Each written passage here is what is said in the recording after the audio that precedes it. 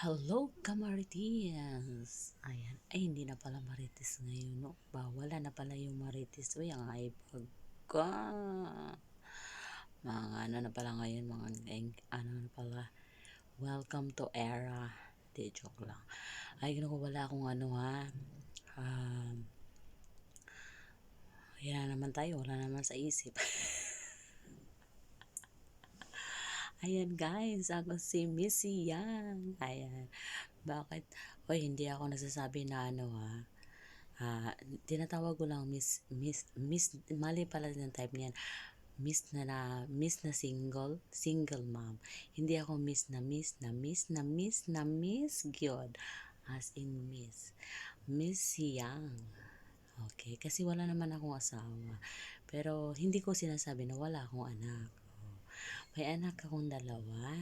Ayan, pretty. Proud mommy ako. Pero, syempre, minsan bawal talaga i-post-post dyan. Actually, hindi ako nag-ano sa ano. Dati, nagpo-post ako na sa Facebook. Pero, umiiwas na ako kasi ayaw kong, sabi nga nila, ayaw kong madama yung mga anak ko sa mga mata ng mga ibang tao na kakabantay. It's better to be ano lang sa akin lahat itira. O charot lang, pero wala naman akong kaano. Tahimik na po yung buhay ko ngayon. Malangit na nga. Joke lang. Ayun, ganun na lang po. Wala talaga akong ano. Yun na nga eh. Hindi naman sa sabihin nga nila eh, be proud.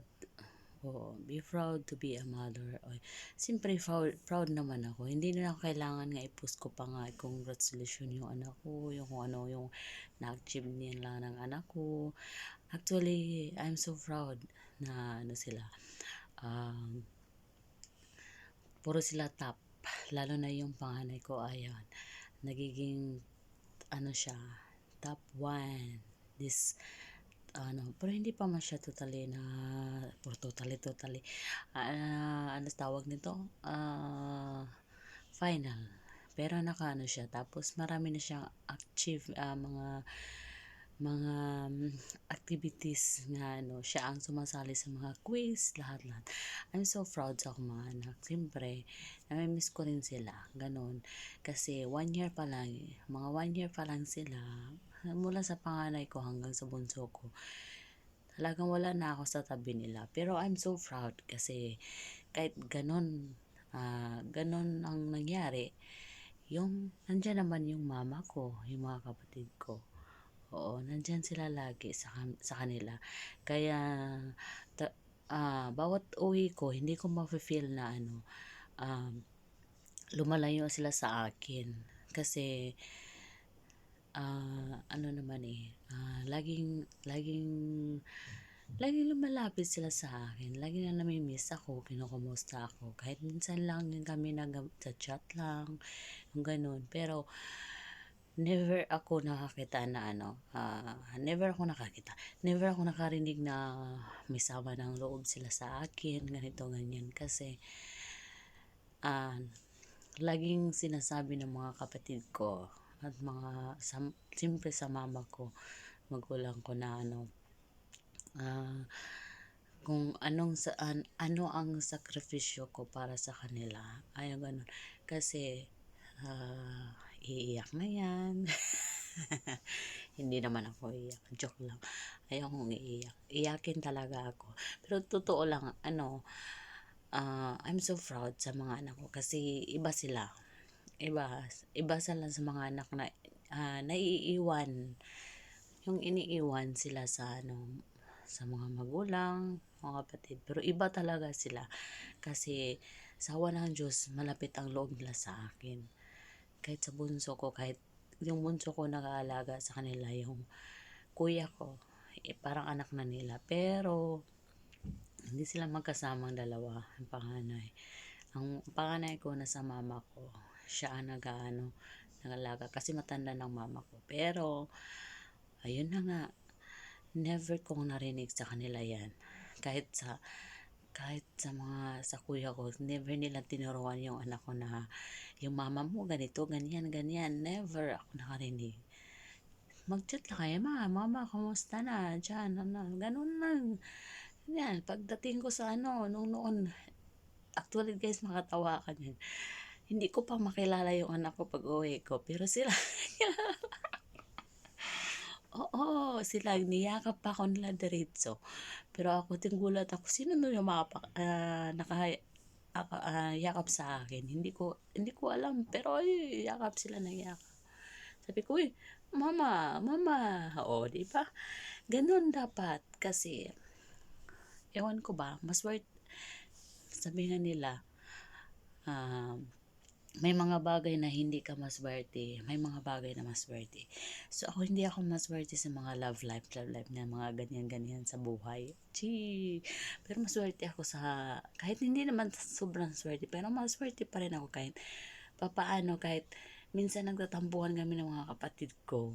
Hindi kami masyadong nag-communicate kahit ngayon kasi basta, ano na, pero never nilang pinafeel sa anak ko yung may mga tampo sa amin lang, pero sa mga anak namin never kami na ganyan. We ano tawag to, yan nga sabi na kung sino ang kagalit mo, yan lang ang kagalit mo, huwag mong idamay ang lahat. Yan ang pinakaano ko talaga, never hate at ano tawag no, huwag kang magalit sa iba, magalit ka lang sa isa. Wag mong idamay ang isa kasi wala naman silang ano. Ayan, iyak na talaga ako. Char. Iyakin. Oo. Ganun lang dapat. Hindi tayo dapat magano. Kaya ayoko talaga magpo-post ng mga ganyan kasi alam mo naman, sa social media, ganito ganyan sila, nagpapasarap, tapos ganito ganyan, yung mga oo naman, sasabihin natin, who cares? Wala silang pakialam sa buhay natin. Yes. Oo, pwede ako mag-post kahit ano man yun. Pero at least yung akin lang. Hindi ko na sinasali talaga yung anak ko. May sarili sila, hindi ko sila pinababawalan. Alam nila may sarili sila mga Facebook, may ganito ganyan. Nagpo-post sila. Pero ano lang, comment ko sa anak ko. Nakabantay ako sa anak ko. Pero ako never ako nagpo-post talaga ng sa sarili sa Facebook ko ng mga ganito ganyan sa mga anak ko. Hindi naman ako nagsasabi na ano ako parang niga. Ano ko lang talaga, niga ako sa mga nagpo-post no. Iniiwasan ko lang talaga kasi iniiwasan ko lang talaga na may mga tao talaga na ayaw sa atin, 'di ba? Madamay pa yung mga ano to ganyan may masabi pa sila sa mga anak mo. O 'di ba mas at least sa'yo na lang, 'di ba? Ganun lang 'yun. Oo, ganun lang 'yun dapat. Kaya never ako na ano, kasi umiiwas talaga ako. Oo. 'Di baling ako na lang pagsabihan ninyo, wag lang ganun lang 'yun dapat. Wag mo nang idamay 'yun. Be proud nga Be proud naman tayo kahit sa tago lang. Hindi naman na kailangan ipasigawan diyan sa mundo. Hindi naman ako nag-aano sa mga nagpo-post diyan, nagsigaw. Sa akin lang ba, baka sabihin na si ano, parang ano lang, single lang, parang ganito, ganyan, ganyan. Kasi parang walang ano, hindi man lang naging proud sa anak. No, I don't care. Sabi nga na, I don't care. Oo, at least nafe-feel ng mga anak mo kung gaano ka proud, pinaintindi mo sa kanila.